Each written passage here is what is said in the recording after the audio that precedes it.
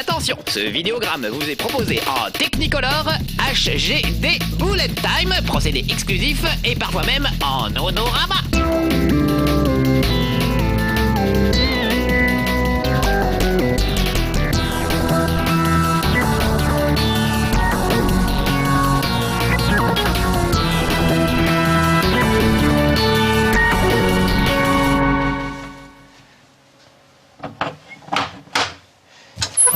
Bienvenue moussaillons, rentrez.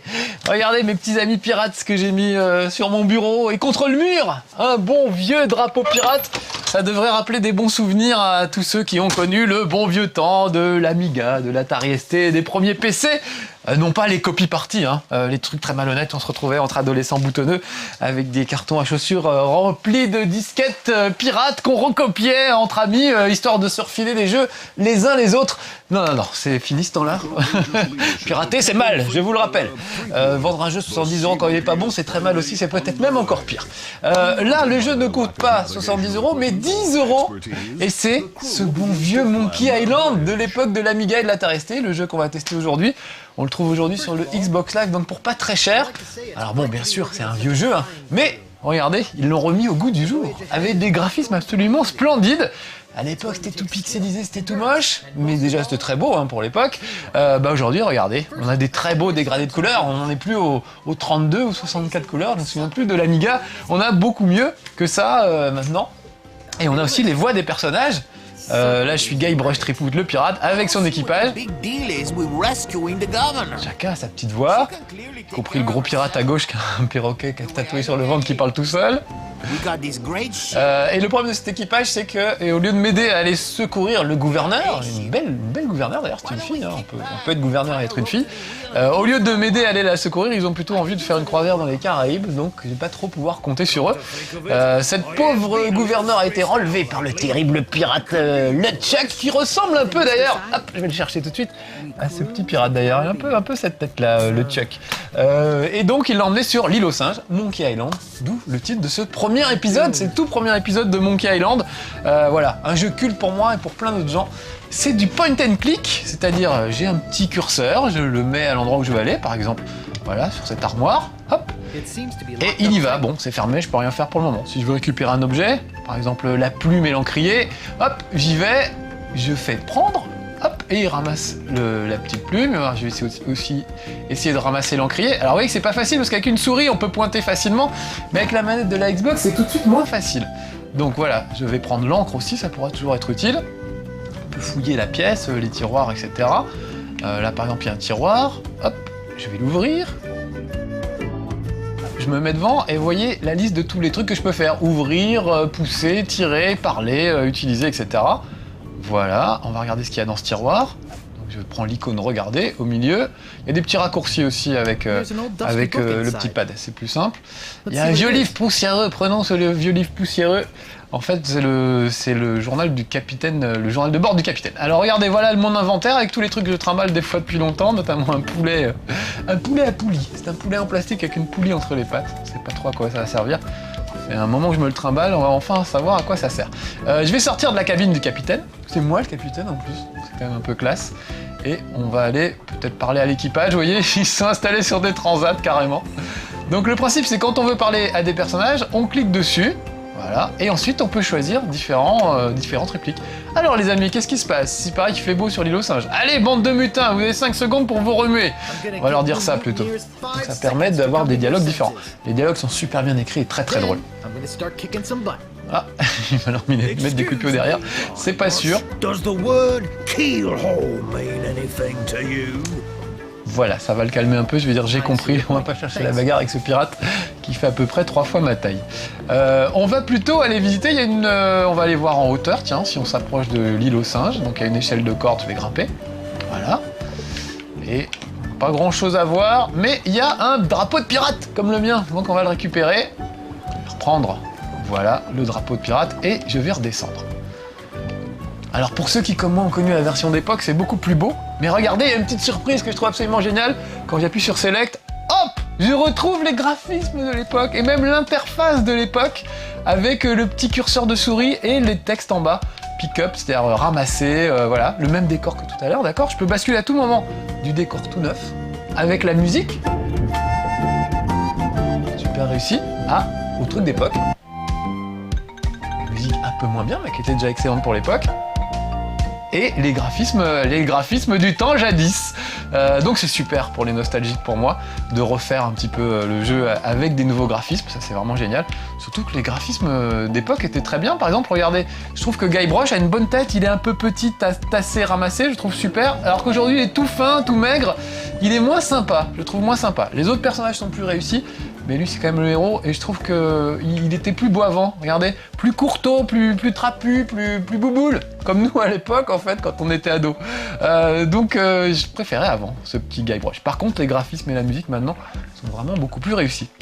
Donc voilà, à l'époque, avec le curseur de la souris, on le baladait dans les décors jusqu'à ce qu'on trouve quelque chose d'intéressant.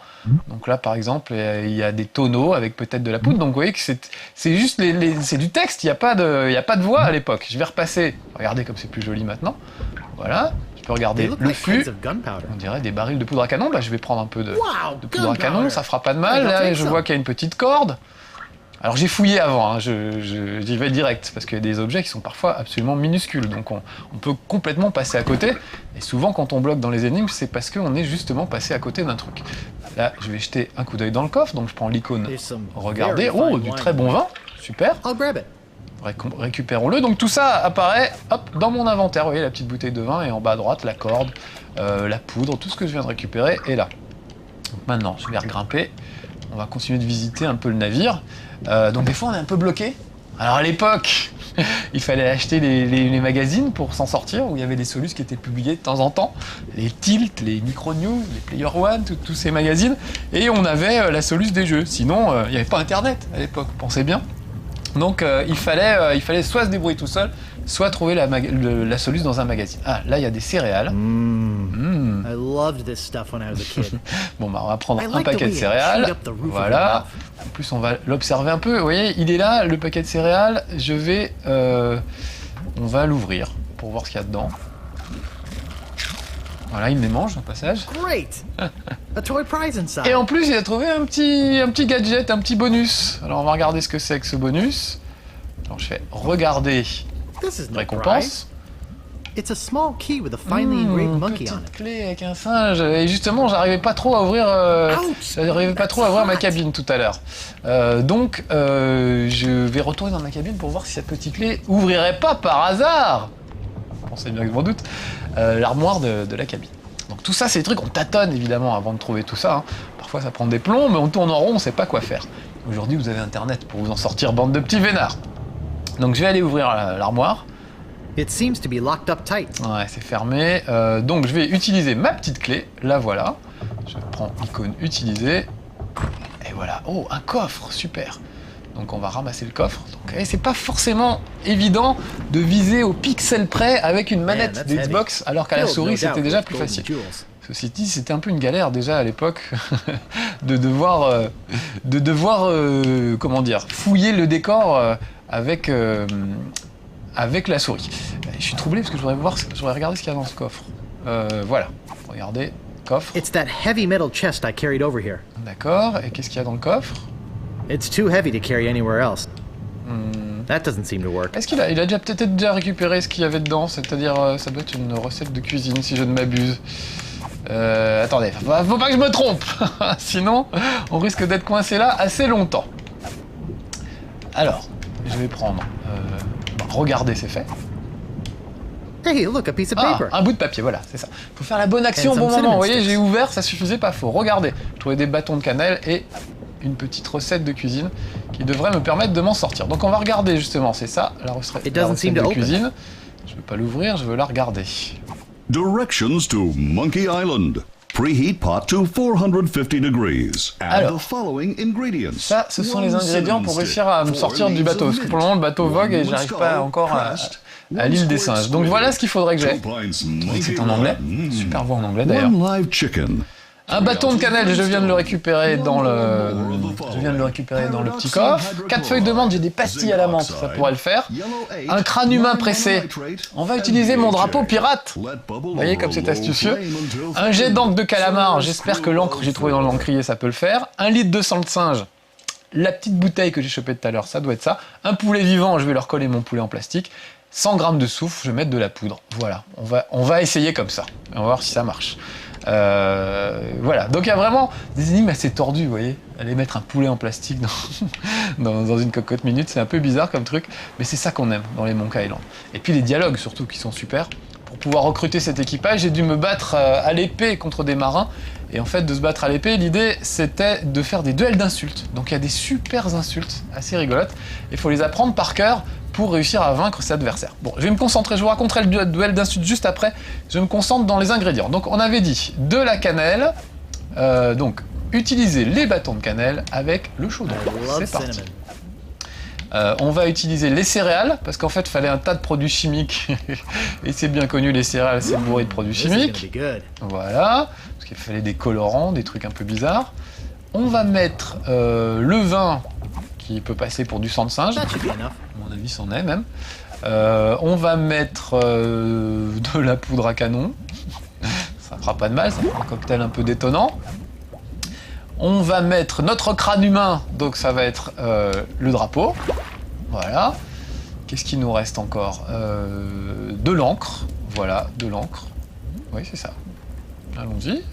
Petite bouteille d'encre de calamar. Voilà, juste une goutte, ça devrait suffire. Et il nous manque des pastilles à la menthe. Ouais, il faut les trouver, tous ces ingrédients, ça prend du temps. Et on va rajouter au final le poulet, le fameux poulet. Voilà, et regardez, ça fait quelque chose. Alors que j'aurais pu mettre plein d'autres ingrédients, évidemment, ça n'aurait pas marché. Donc il va s'évanouir, le Guybrush, et pendant ce temps-là, en fait, le bateau va arriver. Donc les duels d'insultes, pour vous donner une idée, c'est très très drôle, sauf que c'est super mal traduit en français. On s'en aperçoit quand on voit les sous-titres, et quand on rebascule, vous voyez, en mode d'époque, avec les graphismes d'époque, on peut comparer la traduction qui a été faite en français et la traduction qui était en anglais. Et il y a des trucs catastrophiques. Je vous ai noté un exemple qui m'a vraiment déçu. En français, il y a un pirate qui dit à Guybrush « Je vais t'apprendre à te raser ». Et lui, il répond « J'ai déjà fait ma toilette ». C'est pas terrible comme blague.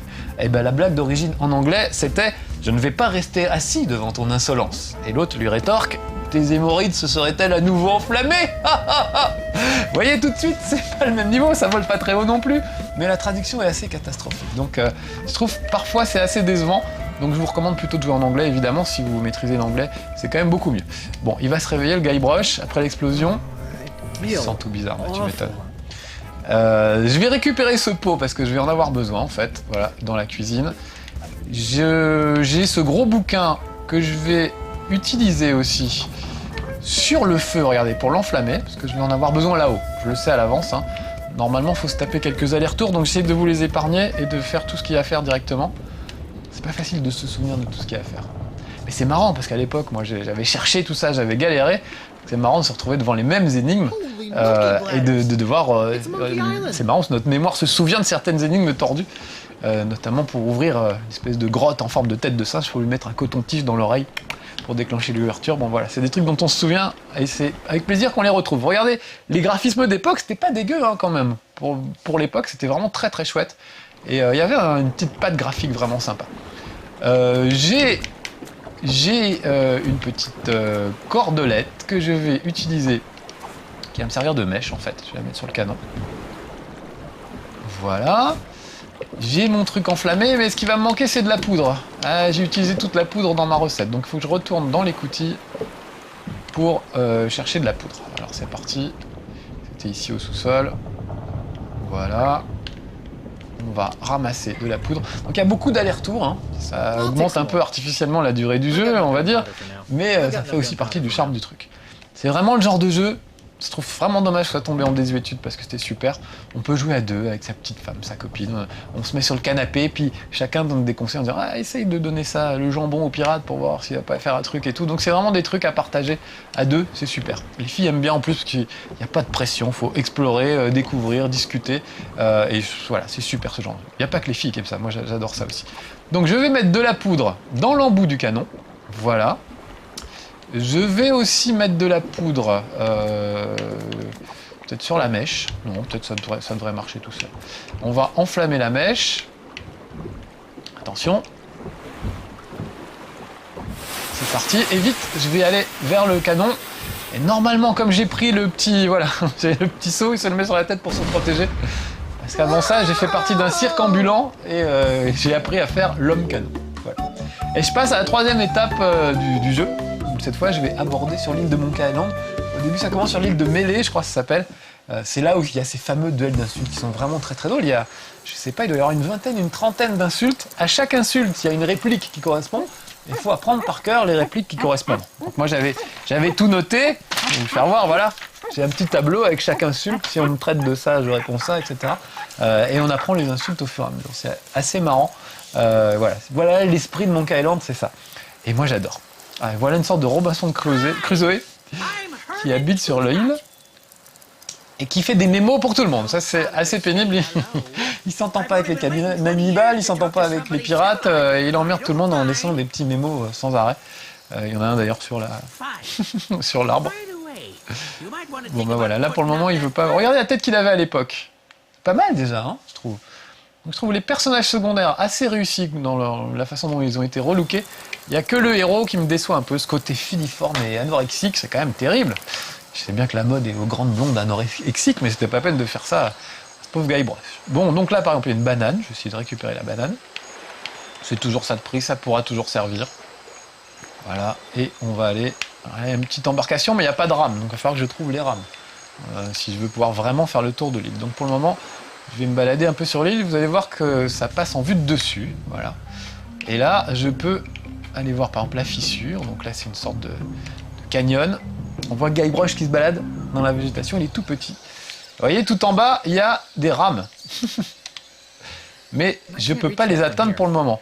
J'ai utilisé toute ma corde, donc il n'y a pas moyen de descendre. Il va falloir que je trouve une corde ailleurs. Donc je vais ressortir vers la jungle et on va continuer notre petite exploration. Juste je vous fais voir à l'époque comment c'était, une fois de plus. Là il n'y a pas grande différence, vous voyez, entre la nouvelle version et l'ancienne version. Il n'y a quasiment que le curseur de la souris qui change.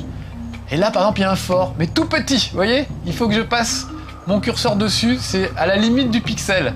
Alors ça, c'était chiant à l'époque. Parce que parfois, on restait bloqué. Il y a un endroit qu'on n'avait pas repéré, comme ce fort, par exemple, juste parce qu'on n'avait pas passé la souris pile au bon endroit. Et ça, c'était un peu pénible. Donc on retrouve les mêmes défauts que la version d'origine, hein. C'est ça qui est marrant. Là, il y a une corde, bah voilà, ça tombe bien. Il y a même, je crois bien, une longue vue. Je vais la ramasser. On va la regarder un petit peu. Voilà, regardez longue vue. Objects in spyglass may be farther away than they appear. À travers cette longue vue, les objets apparaissent plus loin qu'ils ne sont en réalité. C'est un peu bizarre comme longue vue. On va essayer de l'utiliser, peut-être même de l'ouvrir, parce que vous allez voir que... voilà, il y a une petite lentille à l'intérieur, ça va permettre de mettre le feu à des trucs. Et là, il y a un canon, donc on va essayer de le prendre, ça marche pas, de le pousser peut-être. Ouais, super. J'ai fait tomber... je vais me faire engueuler. J'ai fait tomber un boulet de canon et un peu de poudre que je vais pouvoir récupérer. En plus, je vais piquer sa longue vue, donc il va pas être tellement content. Voilà. C'est sa maison, hein, l'île déserte, donc il gueule un peu. Et j'adore sa voix. I'm sure it's just a coincidence that you came in here to... Un petit vieux dans les Monty Python un peu. Some mysterious person dirtied up my nice clean floor. Alors un truc pas mal, c'est que vous pouvez passer les dialogues si vous n'avez pas envie de les écouter. Bon, je veux dire, laisse-moi tranquille. Et l'autre truc super, c'est que je vous disais, vous pouvez trouver aujourd'hui facilement la solution sur Internet, mais il y a un système d'astuces qui est intégré au jeu. Si j'appuie sur le bouton bleu, j'ai une astuce. Cette poudre au sol semble pouvoir être utile, donc je vais ramasser la poudre. Voilà. Donc ça, c'est pas mal du tout, parce que si vous êtes paumé, vous avez quand même toujours ce petit système d'indices qui aide quand même bien. Vraiment, on ne sait plus trop quoi faire, on est perdu. Bah voilà, il y a toujours l'indice dans le jeu. C'est gratuit, ça ne coûte pas de... ça coûte rien, c'est juste que voilà, ça coûte du temps de cerveau disponible que vous n'aurez pas à dépenser pour trouver la solution. On vous la file direct. Donc c'est bien aussi, on ne reste pas coincé.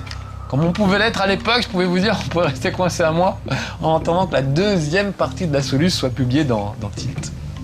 Alors Alex Pilote me racontait que lui, il avait acheté le jeu avec un pote, parce qu'à l'époque ça valait quand même 250 francs déjà un jeu, et qu'ils avaient fait une copie. il y avait une espèce de roue en carton qui servait de code. On faisait tourner la roue et il fallait que ça se chevauche pour obtenir le code du jeu pour pouvoir commencer à jouer.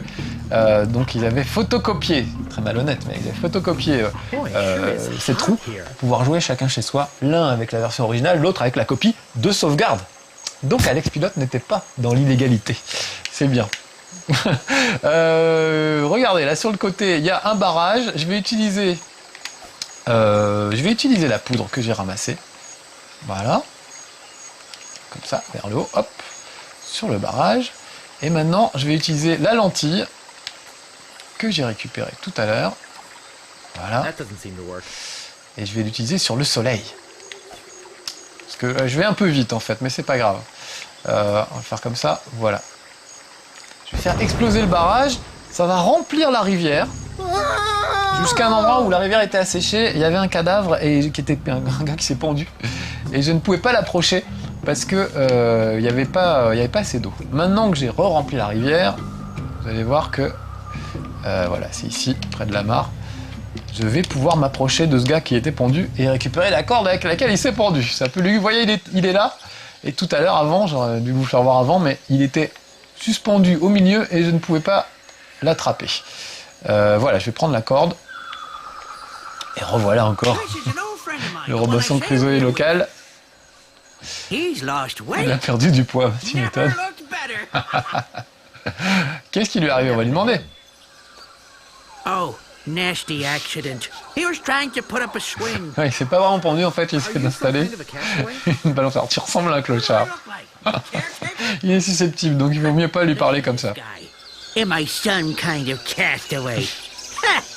Juste voilà, à l'époque, regardez, franchement c'était pas dégueu, hein. C'était déjà beau. Hein. Je trouve que c'était pas mal. Allez, il faut que j'aille maintenant. Voilà. On va regarder l'homme à l'air maladif, j'adore comment il présente ça. He doesn't look good. Il a pas l'air très en forme, c'est vrai. Et là, il y a une note, on va aller la ramasser peut-être. C'est imprimé sur du papier en tête. Attention, pirate fantôme LeChuck. Une fois de plus, on vous demande de modérer vos activités nocturnes aux alentours de la tête sacrée de singe. Et il y a des gens qui essayent dedans. Voilà. Comme je vous disais, soyez assez aimable pour ne pas réveiller vos voisins. Voilà. C'est signé les cannibales de l'île de Singe. Donc tout le monde s'envoie des mémos sur cette île.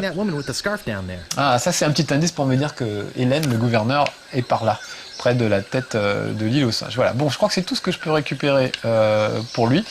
Je vais essayer d'aller récupérer mes rames maintenant, mais bon, il faudrait peut-être voir ça un autre jour. En tout cas, j'espère vous avoir donné envie de jouer à Monkey Island, parce que vraiment, moi ça me rappelle des super bons souvenirs, et j'espère que les nouvelles générations prendront goût à ce genre de truc. Ça revient à la mode, d'ailleurs il y a un épisode de Monkey Island, un tout nouvel épisode qui va arriver, qui est déjà là, sur Wii, qu'on peut télécharger pour pas trop cher. Donc voilà. Le point and click est de retour et ça fait du bien. Allez, LeChuck et moi, on vous laisse, Moussaillon. Oh, il en a perdu son chapeau, le pauvre petit bonhomme. À bientôt pour de nouvelles aventures.